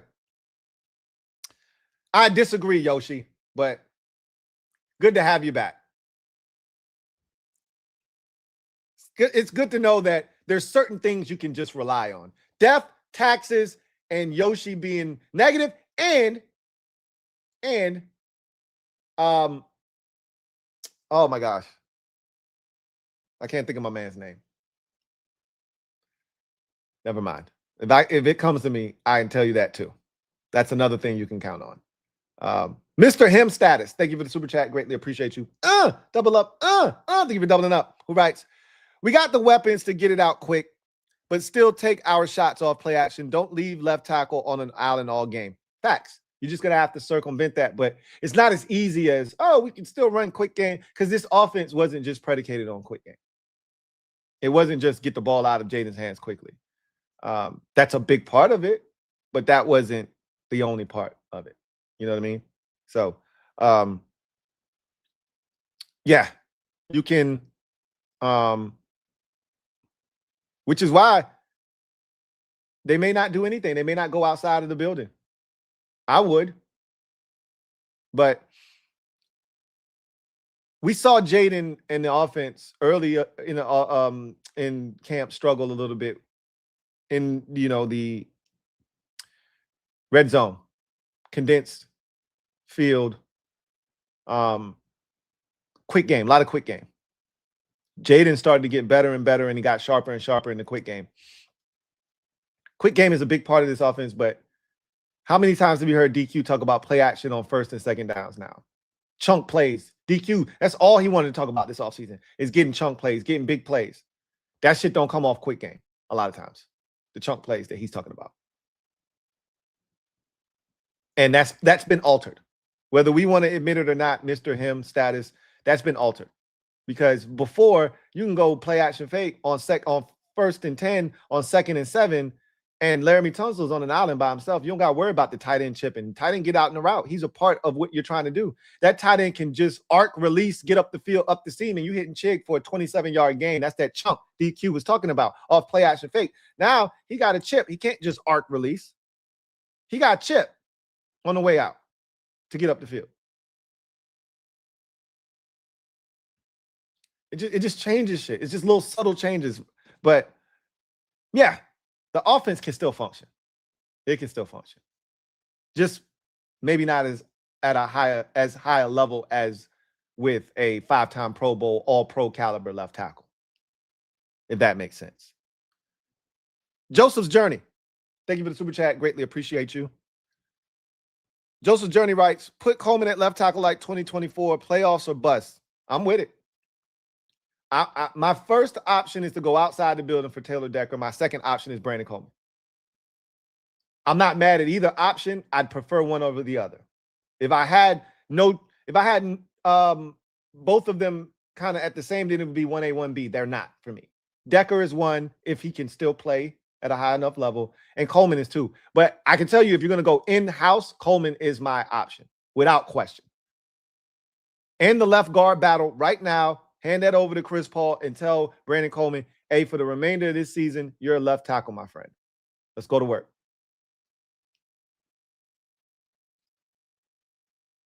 Jaden Doffelmeyer, thank you for the super chat. Greatly appreciate you. Jaden Doffelmeyer writes, thought you said you was cool with the Reaper, Lou. I am, which is why I know his mannerisms, which is why I told y'all, Rio, head down, eyes forward, mind your business. Just mind your business. Just mind your business. I told him that again on the King stream. For those of you who made it to the 3-hour mark at the end, when they were talking about injuries, I said, y'all, just mind your business. On some Ashley Banks shit. Just mind your business. Just mind your business. They didn't listen. They didn't listen. Adriana Walker, thank you for the super chat. Greatly appreciate you. Double up. Thank you for doubling up. Adriana Walker, really, truly do appreciate you. J-Dub Clatt, thank you for the super chat. Greatly appreciate you. J-Dub writes, what's good, Lou? What's up, J-Dub? Would you bring in, not Eric Decker. We're not trying to throw the football to a 40-year-old wide receiver. Taylor Decker is who you're referring to. Or Cam Robinson until LAREMY comes back. I'm good on Cam Robinson. I'm not a Cam Robinson fan. I would definitely check in with Taylor Decker and see where he's at. I'd absolutely do that. He's the type of guy that you find yourself in this position. He hasn't signed to a team, and this is exactly what he's waiting on. He's the exact kind of guy that you look to in these types of drastic, dire situations, right? Adriana Walker. Or Adrian. That could be Adrian. Thank you for the super chat once again. Are you trying to get a message in? Or are you just supporting? Feel like you're trying to get a message in. J-Dub Clatt. Thank you for the super chat. Greatly appreciate you. Double up. Thank you for doubling up.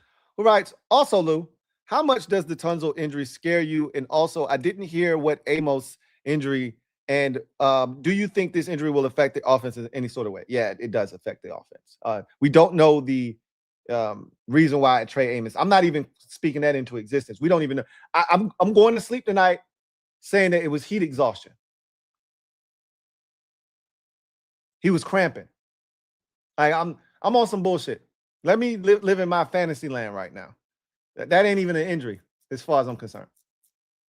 As far as Tunsil is concerned, I've been talking about it for the last hour and 30 minutes about how it affects this team. And I just gave you examples of how it's going to change how they want to do things schematically, how it affects how many eligibles you get out or how fast and quickly those eligibles get out into the pass route. Yeah, it changes things for sure. But can you still function as an offense? Yeah. Heck yeah. You can still function. Adrian Walker. Thank you for the super chat. Greatly appreciate you. Thank you for being a member of the MOBB. Mom, you know what it is. Stand up. We in the building. She says, love this channel so much. #1 on YouTube, the best. I appreciate that, Miss Walker. I do. Thank you so much, A-Dub. J-Dub Clatt. Thank you for the super chat. Greatly appreciate you. J-Dub Clatt writes, we aren't as bad as the 49ers, so that's a plus. Also, side note, Diggs better not get 7, and Terry's sideline catch on Douglas was elite. Again, mind your business. Don't worry about what's going on. This is the problem. This is how we get ourselves in trouble. Don't start comparing and contrasting. Don't talk about nobody else's injuries. Don't talk about nobody else's situation. Head down, eyes forward, okay? Trust me on this. I keep telling y'all this for a reason.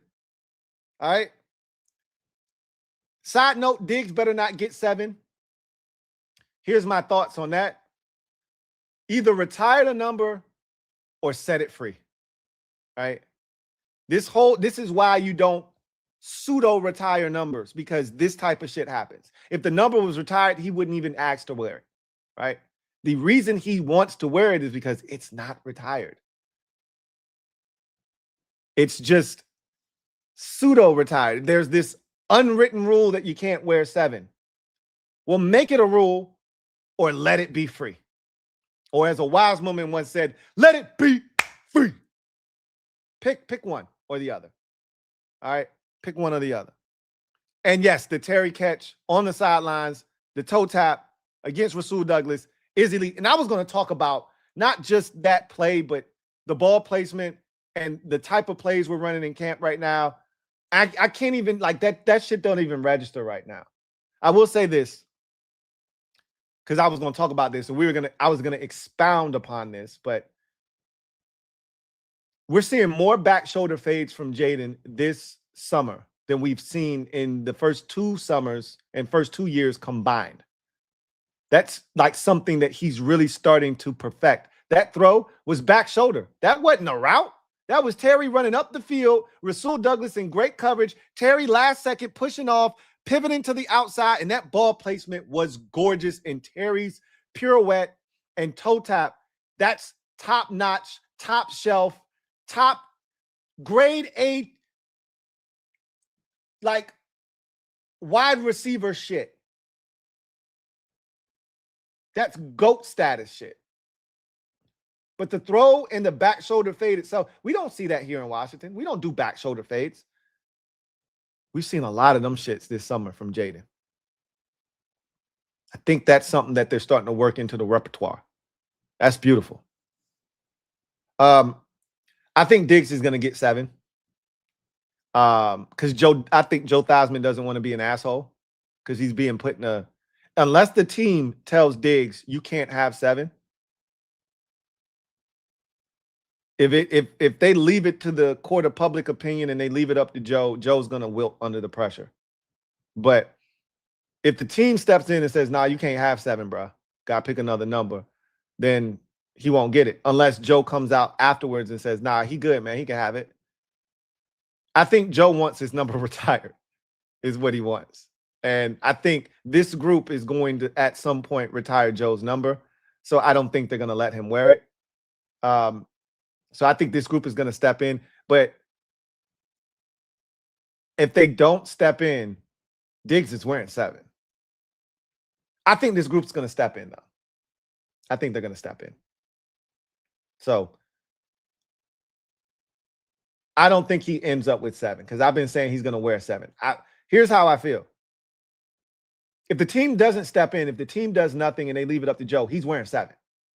All right. Which right now, so far, the team hasn't said anything. Maybe behind closed doors, they step to Stefan and say, bro, you can't have 7.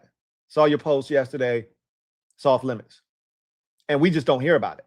And you don't hear Stefan say anything else about 7. No more posts, doesn't go to the court of public opinion, doesn't, go in his press conference. And I hope that there's a press conference down the road and somebody ask him about it. A little media scrum, somebody ask him about it. See what he says. Because that'll tell us all we need to know. If the team got to him, somebody asked him in a media scrum, and he's like, yeah, nah, I'm going to probably go in a different direction with a number, man. See what happens at the end of the summer. And then I'll see what the team got to him. But if he starts looking into the camera or somebody in the little media scrum ask him and he go, yeah, man. Hey, Joe T, holla at me, man. Let me get that 7. Or he say, hey, y'all, fans, what y'all think? Should I wear number 7? He hit one of those. Team ain't said shit and he getting 7. We going to find out. If the team steps in, he ain't getting it. If the team don't step in, he getting that shit. Renell Winchester. Thank you for the super chat. Greatly appreciate you. Renell Winchester writes, I'm excited to see who AP brings in ASAP. A lot more options than I thought existed, but honestly, there's only one that should pique your interest, and that's Taylor Decker. The rest of these dudes, I'm good on. I'd rather just roll with Brandon Coleman. Renell Winchester, thank you for the super chat. Greatly appreciate you. Double up. Thank you for doubling up. Who writes, times like this is why AP keeps money in our bank. Facts, Renell. Big facts. Ain't nobody pointed that out, but this is why you keep that extra money tucked away in the stash under the mattress just for times like this. Because you just never know when you're going to have times like this. So true. So true, Renell. So true. Carve, JD5, thank you for the super chat. Greatly appreciate you. Double up. Thank you for doubling up. Who writes, is Taylor Decker any good, Lou? He has been throughout his career. I don't know what the last year was for him. Last year, was he injured? You know what? You just asked. Let's just see how many games he started for the Detroit Lions last year. Let's see what that number looks like for Taylor Decker. I might already have that pulled up. I don't. So let's find out how many games Taylor Decker started for the Detroit Lions last year. He was really good for a number of years. He's just older, right? He's just older. Taylor Decker started 14 games last year for the Detroit Lions. 14. So he has not started 17 games since 2022. But guess what? We ain't asking him to start 17 games. We're just asking him to start about 12. He's averaging over the last 4 years, 17, 15, 14, 14. So that's 28, 43, 60. He's averaging 15 starts over his last 4 years. That's about all we need. About 12, more like 10 or 11. I'm hoping, I'm speaking it into existence. LAREMY will be back by week 12. All we need is about a good 10 or 11 starts out of him. That's what he's been giving the Lions over the last 5 years, or 4 years rather. So, yeah, no, he's a really good football player. He's a really good football player. And this would be his 11th year of service if he still feels like playing and they call him up. Yes, Taylor Decker can help. 2 Trills. Thank you for the super chat. Greatly appreciate you. Writes, my biggest worry is JD5's health without Tunsil. That's everyone's biggest worry. That's everyone's biggest worry, which is why you have to do something or you're going to have to alter the way you do offense. Because you can't put 5 in that precarious situation.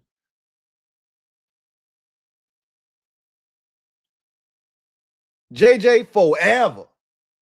Thank you for the super chat. Greatly appreciate you. Double up. Thank you for doubling up.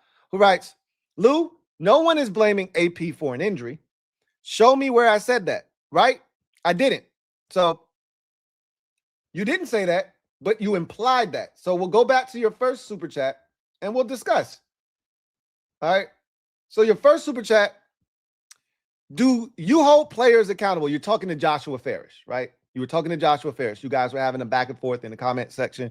Or in any organization, the buck stops with the CEO.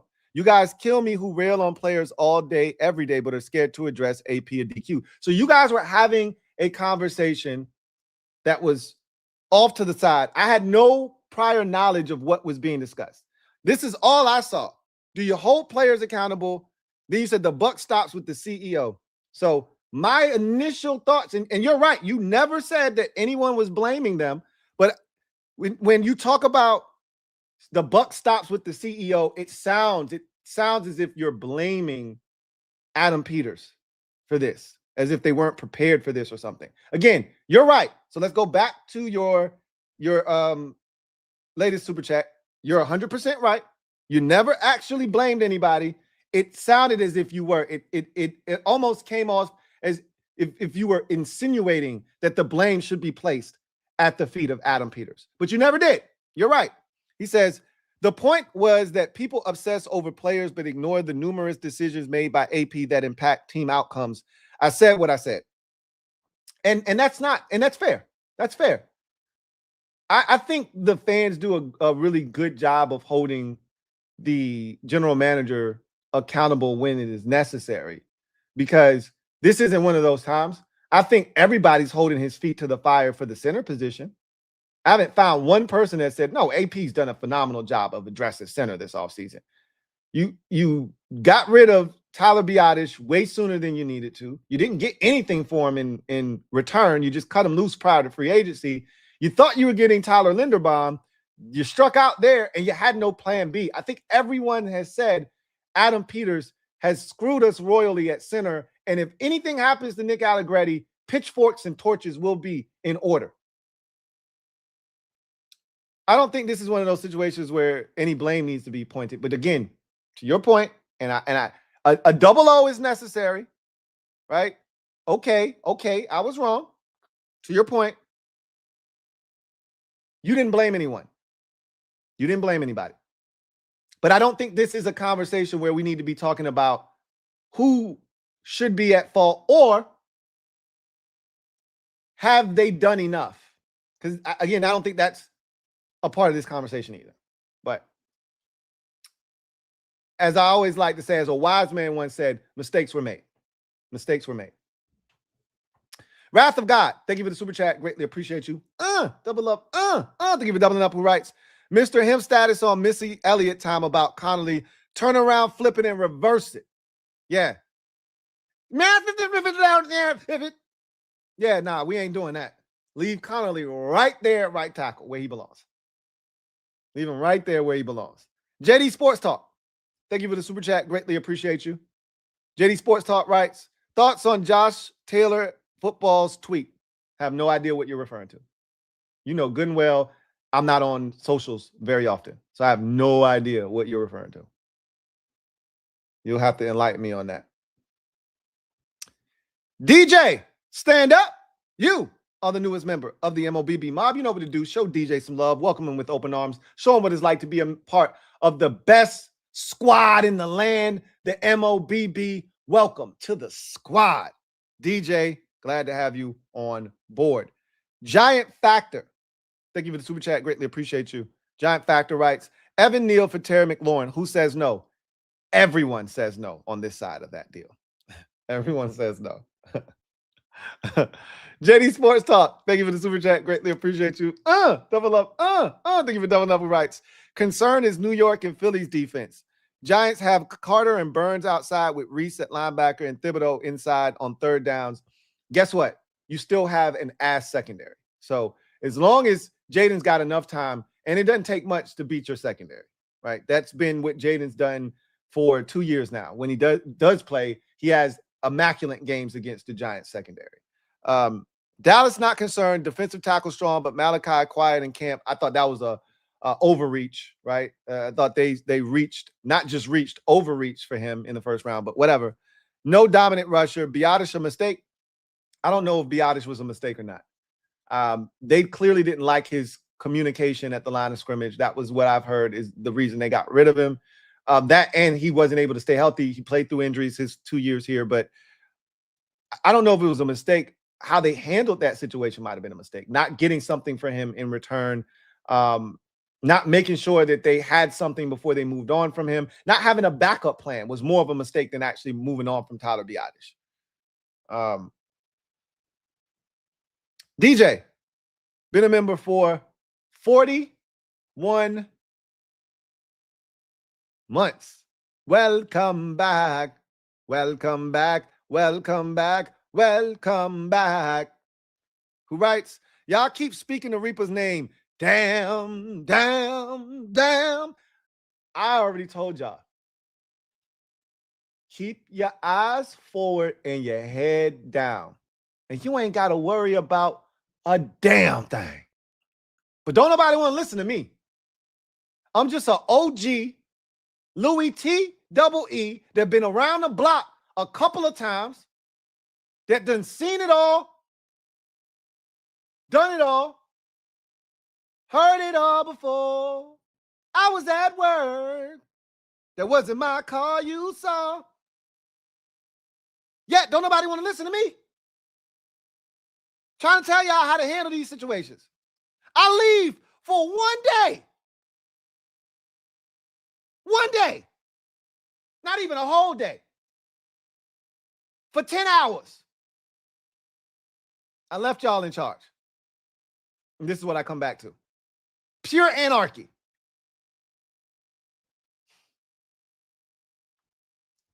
J-Dub Clap. Thank you for the super chat. Greatly appreciate you.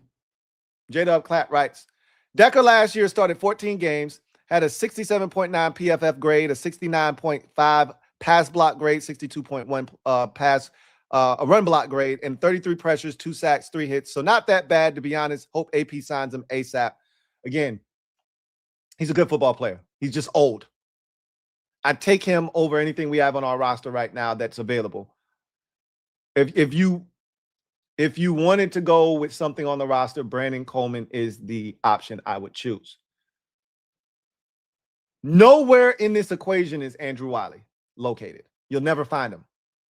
He's not on my sheet.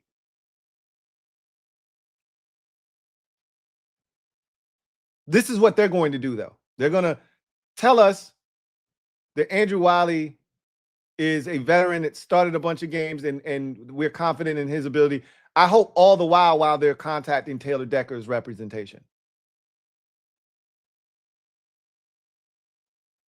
End the left guard battle now. Move Brandon Coleman over, because whether Taylor Decker is capable or not, you still need somebody that you trust to go in. And I hate to do it to Brandon Coleman, but hey, bro, this is what's needed of you right now. This is where you're best suited right now. This is where you're best served. This is how you can best help the team. This is how you end up getting a second contract with us, showing us that in a pinch, you can go in at left tackle and hold us down. There may be more value for you there as a backup left tackle than anything else. The fact that you can play both tackle positions, both guard positions, might be invaluable to us moving forward. You're the new Andrew Wiley, but an actual version that you can use at left tackle. So J-Dub Clap, I'm not a big PFF guy. Could really care less what they say, but it doesn't hurt. Those numbers don't hurt the case for bringing in Taylor Decker. Right? Renell Winchester, thank you for the super chat. Greatly appreciate you. Renell Winchester writes, so I digress. Indeed. Indeed. Man, this sucks, y'all. This sucks. But, however, what doesn't kill you makes you stronger, right? We're not dead. We're not dead, but this sucks. And we're not a stronger team because of it now. But come week 12, when LAREMY Tunsil re-enters the lineup, we might be a stronger team because of it. That's just the hopium talking, y'all. Don't mind me. That's just the hopium talking. I got it if you need it. I got the hopium if you need it. Holla at the kid. Anyway, I digress. Today's show was not supposed to be this, but it ended up being this. I was going to come here and lie to you to make you feel good that this was just a stinger. He'll be fine. Don't worry. Trey Amos's heat exhaustion. He had a cramp. He's fine. Don't worry. I can't do that to y'all. For those of you just joining, for those of you who are unaware, LAREMY Tunsil, our star left tackle, 5-time Pro Bowl left tackle, Pro Bowl caliber left tackle, torn triceps at practice today in a one-on-one drill with Adafi Owe. It's going to require surgery, and he's going to miss the bulk of the 2026 season. Not all of it. He is not out for the season. Not yet, at least. Hopefully, that is not the case. That would be heartbreaking if they come back and they place him on IR and shut him down, right? I think the move is you put him on the PUP list and you see how it plays out from there. If he's on IR at the end of camp, before the season starts, he's out for the season. So you can't put him on IR. Then the season starts, you can put him on short-term. You can put him on the short-term IR, meaning he can come back at some point. But he has to be a part of your 53-man roster to do that. Right? You put him on the PUP list, he's not a part of your 53-man roster. So you can add another guy in here that can take his place, and you can manipulate the PUP list, but you got to see how the injury is, what the prognosis is, and then you got to also see what the timetable is. And if they say, hey, he could be back by week 9, you can put him on PUP list. You can put him on the PUP list. But might be short-term IR for him. We'll see. I just pray they don't put him on IR, because if they do, his season's over, and I'll be pissed. At that point, you can do whatever you want with Josh Connolly. If you want to switch him over, I wouldn't do that anyway. I just don't think it's the smart thing to do. But if he had the offseason to rewire his movements and his body, retrain his brain, so be it. But I just think you've worked on him using everything on the right side. You might as well just leave him there, right? You might as well just leave him there. So, gosh, this sucks, man. This sucks. Joshua Farish, thank you for the super chat. Greatly appreciate you. Who writes, do you see a different outcome for week 1? No, I do not. I don't. The Eagles don't have an elite edge rusher. So they don't scare me. And honestly, their offense doesn't scare me either. I still think we can outpoint them in that game. Where it does scare me more, even though JD Sports Talk is trying to convince you that Dallas's defense is ass, and it might be. Their front isn't ass. And if they can figure out how to put it together up front, they got some stuff. I'm more concerned because we just don't seem to know how to play Dallas for whatever reason. I can't explain that shit. We're not afraid of Philly. We always beat the Giants. But the way we treat the Giants is the way the Cowboys treat us. Like, I don't know what it is about Dallas and why we can't actually play like a decent football game against them. I hope that changes this year. And I'm thinking that because we have 2 new coordinators, specifically the one on the defensive side, now they don't have the cheat code. They don't have the answer to the test anymore. That helps us. But no, I don't think it changes the outcome for week 1. I think the Eagles are in trouble right now. They're trying to figure some shit out. They're trying to put the pieces of their puzzle together. I think they're in worse shape than we are. And I like where we are still. I don't love it. I loved where we were 12 hours ago. I loved where we were 12 hours ago. I only like it now. I don't hate it here. This again, the sky isn't falling. I don't hate it here. I just don't love it here. We'll be fine. We'll be fine. It's time. It's time. It's Decker time. Time. AP, make the call. Make the call.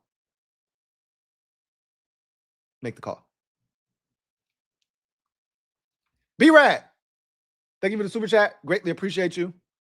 B-Rad says, Louie, what up, B-Rad? Skins fan here. Yeah, boy. It's been said before, I'm sure, but get Decker. Amen to that. Amen to that.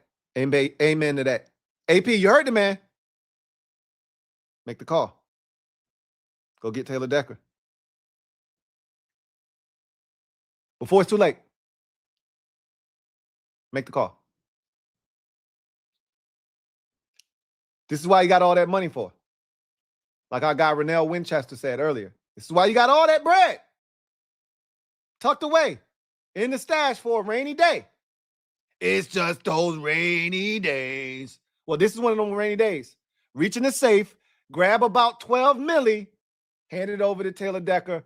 Let's get busy. I don't care. 8 with a chance to make it 12. I don't give a shit. Reach in the vault, grab a couple milli out. Let's go to work, man. Let's go to work. Let's go to work. Anyway, I digress. That is going to do it for me, your man, Louie T, here on this installment of the Command Post Live. You know what it is. Post up, take command. You guys have a good one. Enjoy the rest of your evening and what's left of it. And I know this shit sucks, bro. I know.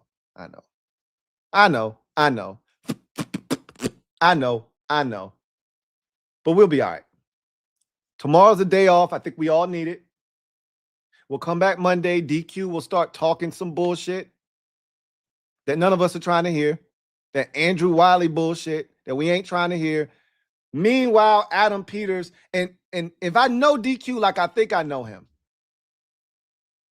he's going to feed us the Andrew Wiley bullshit out of one side of his mouth, but he's going to keep it real with us. We're always looking to get better. He's going to hit us with that competition shit. And Adam Peters is steadily working to try to get us to be better. And that will tell me that they out here working to try to go get a Taylor Decker.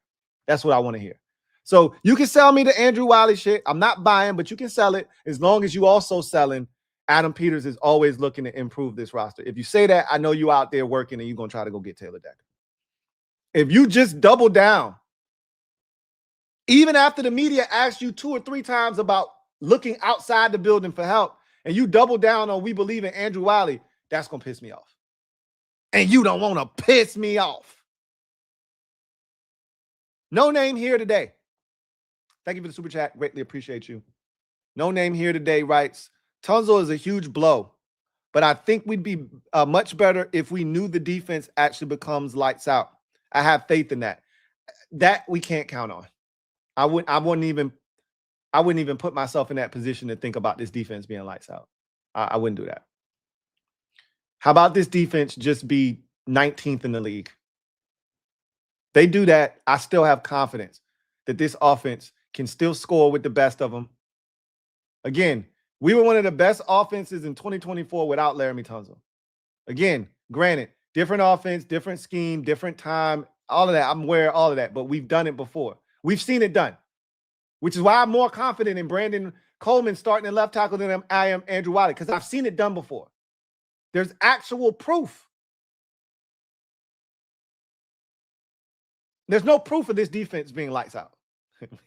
We ain't seen that in eons. So until it happens, we just got to rely on the offense being steady and this defense being improved, which I'm confident that it's going to be improved because it can't be any worse. And it's more talented, way more talented. Anyway, I digress. Y'all know what it is. Post up. Take command.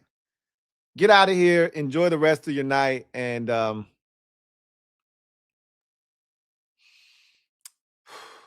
just breathe, y'all. We're going to be fine. The season's not over. It's not doom and gloom. It just sucks. There's 5 weeks to go before the season starts. It's enough time for them to figure some shit out, including picking up the phone and calling Taylor Decker. And if they decide to go with Brandon Coleman, there's ways that they can make this thing still be formidable. They can make some shit shake. With 5 weeks for a guy that I think is diabolical to get in the lab, I think we're going to be fine. We're going to be fine.